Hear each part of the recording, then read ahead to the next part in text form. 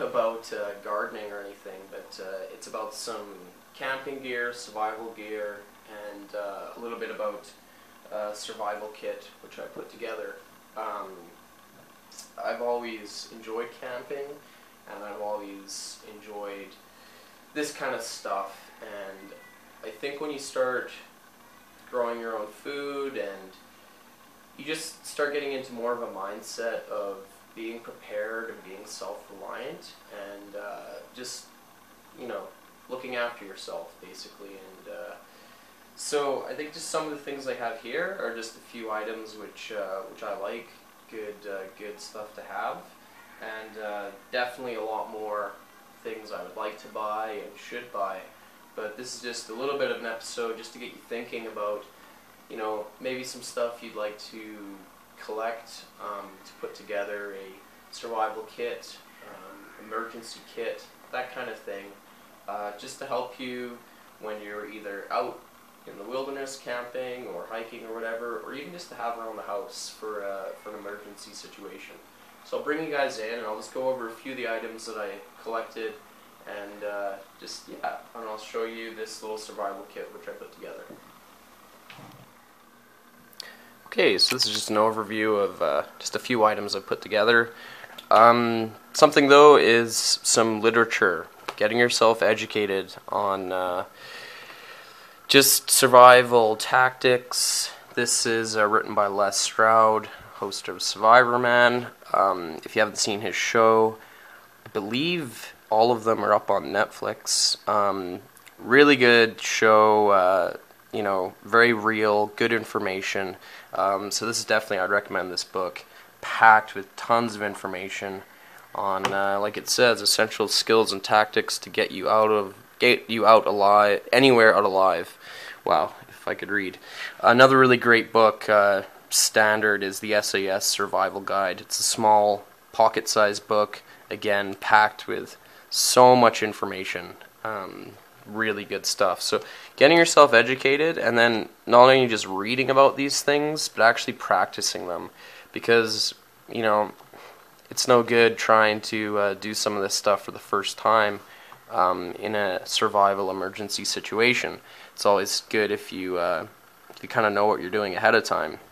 You know, preparedness, doesn't matter how much kit you have if you don't know how to use it, or if you have no survival skills ahead of time. So yeah, getting yourself some literature, looking at videos online, just getting yourself educated. I'd say that's probably the number one thing you can do to prepare. And then getting some kit together just comes later. So I think something everyone should have is a good multi-tool. I really love this one by Gerber. I've had it for years now. It's a very small, compact multi-tool, but it's made really well. It's got this sliding mechanism, which adds to its compact nature. It has lockable tools, so pull one of the knives out here, and it locks into place, which is definitely, it's a nice feature to have. Leathermans, I don't know quite how to pronounce it, but those are another really good brand of multi-tool. But just having a good multi-tool and carrying it around with you is, you know, you can do a lot with a multi-tool. Other things, just some good knives. This is another multi-tool I have. Much cheaper one, got it on sale. I don't think it's nearly as high quality as the Gerber, but I've used it a fair amount, and it works quite well, and it wasn't too much to buy. So quality gear is always the way to go. You know, you get what you pay for, especially with tools and knives and those kind of things. But if your choice is not to have a multi-tool or to buy a cheaper one, please buy a cheaper one. Then knives. I really like this knife, my Coast. It's a folding knife with very sharp, but also with a serrated blade, so you can saw as well as cut. And yeah, just a good knife. I try not to stab myself with it. Another knife I have is this pretty old school basic single blade hunting knife, locks into place too. Very sharp, really good for whittling things, and yeah, you can't saw with it, but still very good knife. Having a good hatchet, camp axe, another really good thing to have. And you can see I've wrapped the handle up with paracord. Paracord is incredible. It's definitely something I think everyone should have in their camp gear or emergency gear. It's incredibly strong stuff. I believe it can hold, this particular kind of paracord, 550 pounds is the breaking strength. So if you look at how thin that is, you know, 550 pounds, and it's all to do with its nylon construction with the core and then the wrapping around. And it's important that when you cut your paracord, if you singe the end to stop it from fraying. It's a good little tip. So yeah, paracord, you know, it's so good, and you know, in this handle alone, I probably have about at least 20 feet of paracord. I think I roughly measured it out before I wrapped it around, and it makes a really nice, comfortable handle. And then yeah, if I need that cord in a pinch, I can take it off the handle and use it. And I just added into the wrapping this loop so I can hang the hatchet off my belt if needed. But paracord, yeah, people make bracelets out of it. They they make lanyards. They replace their bootlaces with paracord. Just any place that you can squeeze in a little bit of cordage. It's definitely great, because the more of this you have, you know, the more stuff you can do. Other cordage, just some good, I think this is nylon twine. It's pretty strong, but I really like kite string. It's incredibly thin, but for how thin it is very strong, because it's designed to hold kites in the air, which has a fair amount of pull on them. So kite string, really good stuff. I don't have any here, but fishing line too. Getting some really heavyweight fishing line, you know, that's obviously for fishing, but for other things too. Snares, any kind of stuff like that, good to have. Flashlights. Having a good headlamp is great. Having hands-free capability to light, and this one has multiple stages of brightness. LED, lasts a really long time, doesn't use much power. Having a headlamp is really useful for around the house doing repairs. You can have hands-free light, or especially when you're camping, you know, just having that on your head and being able to move your hands while still having light. Another little LED flashlight here, very bright, very compact. This is a good emergency light. It's just an incandescent one, so it's not very bright at all, but it has this great strobe flashing red, which is really good for signaling, you know, to have in your emergency stuff with your car, or to have with your emergency gear if you're heading out into the wilderness, being able to signal if you do need help. And then really good standard mag light, incandescent bulb. So you can get really nice LED ones now. I'm pretty sure this is an old incandescent, but just really good flashlights, really nice and solid. Great thing about it, in a pinch you could use this as a weapon as well. So somebody comes into your house, you can be looking around with your flashlight and you have to defend yourself. I'd much rather be having this in my hand than this tiny little LED one that weighs nothing. But to carry in your pack, might want to go with something like this rather than this big beef, you know, big hulking flashlight. So those are just a few things. And then yeah, let's get into this survival kit that I threw together. It is by no means a complete kit. I mean, really, to have a complete survival kit is it's hard. You need to tailor your kit to situations. You know, you need to be aware of what is in your kit and where you're going, what you're doing, because you obviously want to have different items in here based on what you're doing. But even just to have the real few basic things in here, and this can be your backup to your gear. You know, you should have a backup to your backup kind of thing. So you should have a complete first aid kit. You should have a nice put together fire making kit. You should have other gear, you know, with redundancy built in. So it's like if my multi-tool breaks or my knife breaks, I got one here, I got one here kind of thing. Like having backups for your stuff is definitely the way to go. You don't want to be reliant on just one set of gear or one kind of kit. So this is just a tobacco tin. It seals up nicely, but I also put some electrical tape around. It's another thing back here. Duct tape. You know, it can do so many things. You can use it as cordage, you can use it in first aid for binding around bandages, for splints. You can make slings out of this. So many repairs. I mean, the list goes on and on. I mean, you can look up YouTube videos of, you know, like 101 uses of duct tape, and then electrical tape too. Another good tape to have. Very nice seal. That's what I use to seal around my survival kit here. So I'm just going to put the camera down so I can get this thing open. It is packed jam full, and that's good. If you're making a little kit, you don't want any space in there. You know, make sure you use up all the space, because then you don't have any movement in the kit, so things aren't going to move around and damage each other. And also, I mean, you want to make the most of that kit space. Let me find the seam here.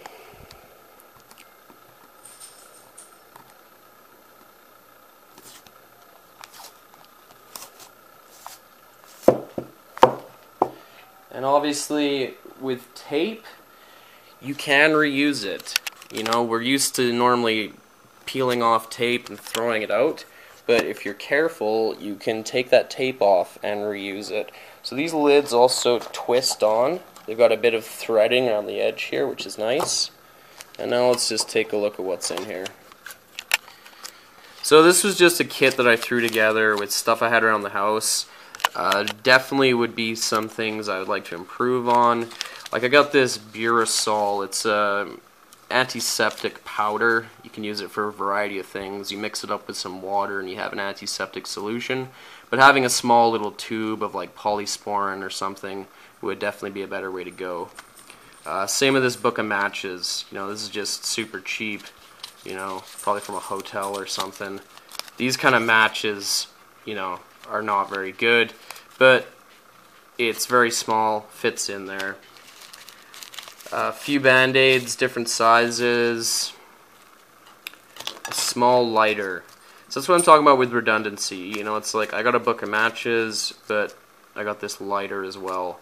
And but obviously, like I said, having a good fire-making kit, maybe having a striker steel, that's a good way to have a really reliable fire-making thing. If this gets soaking wet, probably not going to work. There's also fire pistons where you put a little bit of tinder in basically a pump thing, and using the friction created by compressing air very rapidly, you can get fire going. But yeah, matches, lighter, definitely a good way to go. But you know, having strikers, all that stuff you should have more of, right? Like, although this is in my survival kit, I'd like to put together a fire making kit, which has all the essentials to make fire, along with tinder. I also have stuffed in here, wrapped up, just some pain meds, a few other pills, just not really much to get by on, but in a pinch, you know, it's better than nothing. An extra Ziploc bag, just stuffed in here. Really handy, keeping things dry, carrying water, all that kind of stuff. Then I have a bunch of cotton wool wedged in here, which I've thoroughly rubbed Vaseline, petroleum jelly into. And cotton soaked in petroleum jelly is a fantastic tinder. It will take a spark, it will take a flame really easily, and the Vaseline or the petroleum jelly will make this cotton burn longer with a more intense flame. If you just light a cotton ball up on its own, it burns up very quickly. So packing your kit with tinder, any open spaces, cotton or toilet paper. I prefer cotton, but you can definitely use, toilet paper as well. Anything that's just, really nice and dry, and you can, cotton's great because it will take a spark and ignite incredibly easily. Having a little tea light, very useful. If you are in a situation where you're going to be wanting to light a lot of stuff, get your candle lit and then light from that candle rather than constantly using the gas out of your lighter or using a bunch of matches. You got a candle lit, use it for light, use it for keep that going. You can light a lot of things off of that. Really good to have a candle. I have a tiny little knife in here, super cheap, but it is a little locking knife. You really couldn't do much with it, but it's better than nothing. Having one blade at least, which you could use to make some kind of tools. It does have a serrated edge on there, but yeah, just a tiny little pocket knife. Got some cord in here wrapped around some safety pins. It would definitely be nice to have some needles in here, maybe some fishing hooks, maybe some other kind of cordage, but that's all I have in here right now. Around the back here, this is a very large, heavy-duty garbage bag, and it's taking up a lot of room. It'd be nice if I could pack this smaller. You can get those really nicely, tightly vacuum-sealed space blankets. Those are a great thing, but a garbage bag, it would be better if this was orange, obviously brighter, good for people to spot you, but a garbage bag for shelter making, for clothing, to keep you dry, keep you warm. You can make a quick emergency poncho out of this, and it could save your life. So having a garbage bag, having more than one really, but like I said, this is just a kit, which is going to be like the backup to my backup kind of thing. And then right in the bottom there is some aluminum foil, which tons of uses for cooking, for signaling, yeah, lots of uses for aluminum foil. You can polish things with it. You can clean up your metal. You can even sharpen a blade a little bit with some aluminum foil. So yeah, aluminum foil, really great to have. So yeah, those are just the basic items that I have stuffed in this little tin. So it's not a lot. Oh, and also this small flashlight's in there, a little LED flashlight. So it's a few things that would definitely, rather than having nothing, I'd rather have this little kit. Something I forgot to mention, penny stove. Really cool, very cheap little stove to make. Great to have as an emergency stove or to take as a backup kind of thing. And then, yeah, just learning different things that you can do. With survival kits, you always want to be able to pack stuff in and keep it protected, keep it dry. And I saw a really neat trick on, it was Southern Prepper's YouTube channel, all about preparing for emergency situations. A lot of those prepping guys, they seem a little paranoid, but you know what? If stuff really goes wrong, they're probably the ones who are going to be just loaded to the gills with gear to stay alive. But just having a little bit of stuff at least is definitely a good idea. Having emergency kits in your car, first aid kits, having emergency kit around the house, basically just doubling up on stuff. So this little survival kit, great to throw in your car and your pack, but you should have other gear that is gonna be your first choice, maybe stuff that's then gonna be your second choice, and this little tin can kind of be like your last ditch effort. But with these little straws, if you just take a regular drinking straw, and you can see I've sealed the end there, it's really easy to do. So if you wanted to store some matches in here, or some maybe some tinder, some dryer lint or cotton, maybe some needles, or even maybe just small amounts of like polysporin, antiseptic cream, sugar. You know, you could have little ones of these sugar, and it's, yeah, you just take a drinking straw and take a pair of pliers.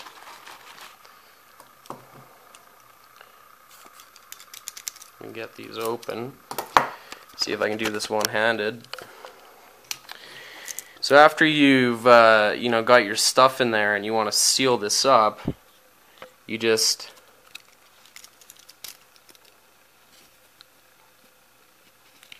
take your pliers, pinch the end so there's just a little bit of plastic hanging out, and then you just run your lighter and it'll melt that last little bit.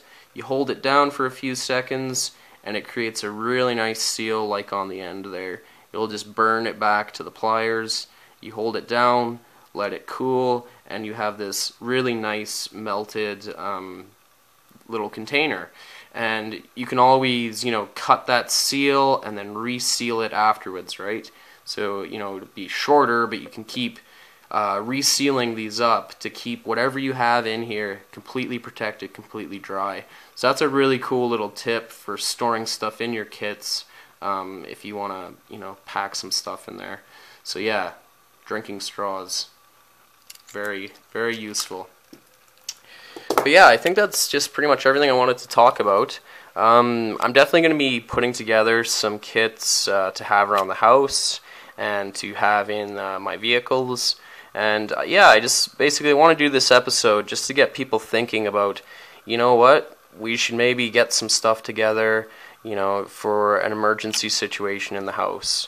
Because just being prepared ahead of time, you know, you might not use these things for years, but if you have them put away and you know where they are and you can grab them quickly, you know, when the time comes, you will be so thankful. You know, it's like that insurance policy. You know, just putting stuff away that that you you know that you got some stuff.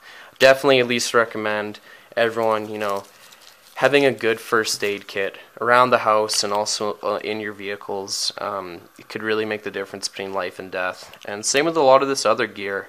Just having this stuff, you know, it might get you out of a situation alive, otherwise which you might perish in.